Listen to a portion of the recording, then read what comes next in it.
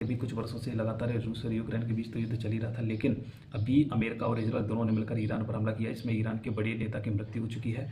अब ये हमला क्यों किया है, आइए मैं विस्तार से बताता हूँ। देखिए, ईरान अपने आप को परमाणु संपन्न देश घोषित करने की कोशिश कर रहा है, वो परमाणु परीक्षण की में लगा हुआ है। लेकिन इजरायल और अमेरिका बार बार उस पर दबाव बनाते हैं, उस पर दबाव बना रहे हैं कि तुम परमाणु परीक्षण नहीं कर सकते, तुम परमाणु संपन्न देश नहीं बन सकते। इसलिए इजरायल और अमेरिका दोनों ने मिलकर उस पर ईरान पर अटैक किया है, ताकि वो ईरान परमाणु संपन्न देश ना बन सके। यही मुख्य कारण है अमेरिका और इजरायल का उस पर हमला करने का।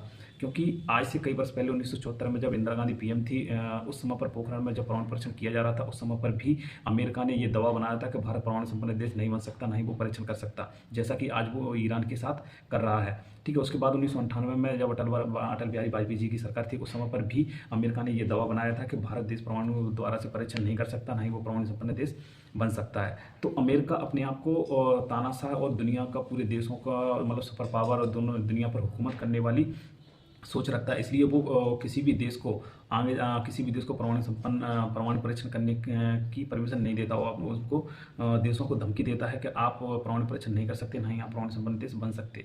ठीक है, तो भारत देश को अभी इस स्थिति में क्या करना चाहिए? भारत देश को देखिए, भारत देश कोशिश करता है कि उसके संबंध अमेरिका के साथ अच्छे हों।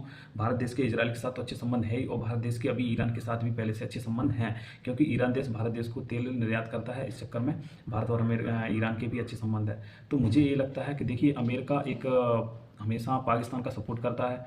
ठीक है, अमेरिका पाकिस्तान का सपोर्ट करता है, तो इस हिसाब से अमेरिका हमारा विरोधी हुआ। लेकिन हम बार बार यही कोशिश करते हैं कि अमेरिका के साथ हमारे अच्छे संबंध हों।